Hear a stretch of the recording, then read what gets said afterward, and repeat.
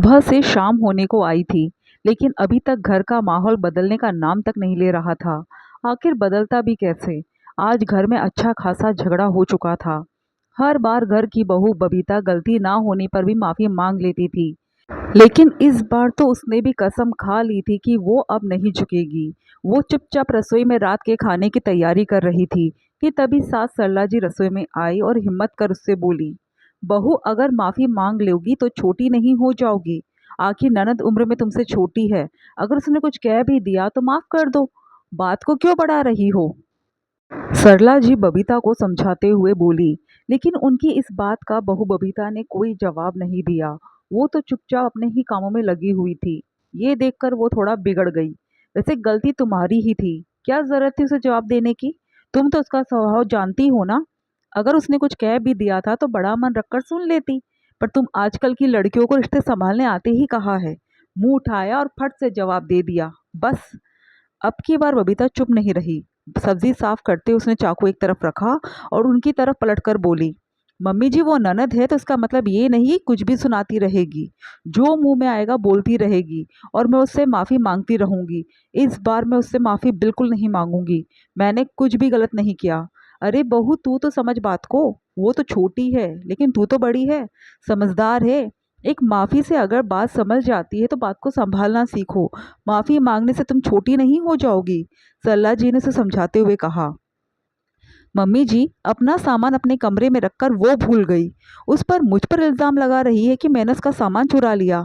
मुझे चोर कह रही थी, मेरे माता पिता को 10 उल्टी सीधी बातें बोल रही थी, और फिर भी आप मुझे ही उससे माफ़ी मांगने के लिए कह रही है। कुछ भी हो जाए इस बार मैं माफ़ी नहीं मांगूंगी, बबीता गुस्से में बोली। बहू वो तो शुरू से ही नक चढ़ी है। कम से कम तुम तो संस्कारों को याद रखो। आखिर परिवारों को जोड़कर रखना तुम्हारी जिम्मेदारी है। तुम इस घर की बहू हो। हमारे बाद सब कुछ तुम्हें ही तो संभालना है। मुझे संस्कार सिखाने की जगह अगर उसे संस्कार सिखाइए मम्मी जी। बड़ों का सम्मान करना सिखाइए और थोड़ा शांत रहना सिखाइए। आखिर वो भी कल को दूसरे घर की बहू बनेगी तो क्या इसी तरह अपनी ऐठ में रहेगी? उसकी सास भी तो उससे यही उम्मीद करेगी जो आप मुझे कह रही हो। बहू का ऐसा रूप देखकर सरला जी कुछ कह नहीं पाई। समझ गई कि इस बार बहू झुकने वाली नहीं है।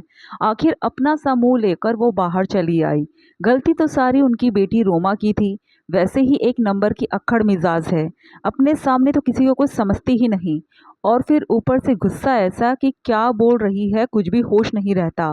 पता नहीं क्यों जब से बबीता इस घर में बहू बनकर आई है तब से उसके पीछे ही पड़ी रहती थी। ननद होने की टेक बहुत ज़्यादा ऊंची थी। बस उसी के घमंड में बबीता की इज्जत उतार देती थी। कहीं भी उससे कुछ भी बोल देती थी और फिर खुद ही नाराज़ होकर बैठ जाती थी। किसी से बात तक नहीं करती थी। पर हर बार बबीता गलती ना होने पर भी उससे माफ़ी मांग लेती थी। पर आज तो उसने हद ही कर दी। उसने अपने लिए ऑनलाइन एक घड़ी ऑर्डर की थी जो कल शाम को ही आई थी। सबको घड़ी दिखाने के बाद उसने वो अपने कमरे में ले जाकर रख दी। लेकिन सुबह जब सब लोग नाश्ता कर रहे थे उसी समय बबीता की बहन और पापा उससे मिलने आए। दरअसल उसके पापा बबीता की बहन को एग्ज़ाम दिलाने के लिए बाहर ले जा रहे थे, पर रास्ते में ही बबीता का ससुराल था तो 10-15 मिनट उसे मिलाने के लिए यहाँ ले आए। उस समय रोमा सो रही थी।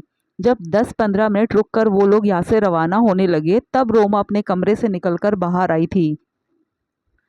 तब रोमा ने उसकी बहन के हाथों में वैसी ही घड़ी देखी तो तिलमिला गई। खैर वो लोग जल्दी में थे। वो लोग तो रवाना हो गए। थोड़ी देर में उसके भैया और पापा भी वहां से अपने अपने काम के लिए रवाना हो गए। लेकिन उसके बाद रोमा ने अंदर आने के बाद काफ़ी हंगामा कर दिया। वाह भाभी, आजकल चोरी चकारी का काम भी शुरू कर दिया आपने। शर्म नहीं आई आपको मेरी घड़ी चुराकर अपनी बहन को देते हुए? उसकी बात सुनकर बबीता हैरान रह गई। जबकि सरला जी को कुछ समझ में नहीं आया तो वो बोली, कौन सी घड़ी चोरी कर ली? क्या बोल रही है तू? मम्मी आपने देखा नहीं क्या? इनकी बहन ने वही घड़ी पहन रखी थी जो मैंने कल ऑर्डर करके मंगवाई थी। उन्होंने वो चोरी करके अपनी बहन को दे दी। किससे पूछ कर दी मेरी घड़ी अपनी उस फटीचर बहन को? मेरे कमरे में आई क्यों थी ये? और मेरे सामान को हाथ ही क्यों लगाया इन्होंने? ये सुनकर बबीता को भी गुस्सा आ गया।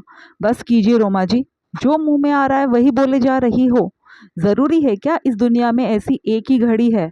और तो मिलती ही नहीं है बाजार में। पर रोमा तो मानने को तैयार ही नहीं थी। उसने तो उसके माता पिता के बारे में भी भला बुरा कहना शुरू कर दिया।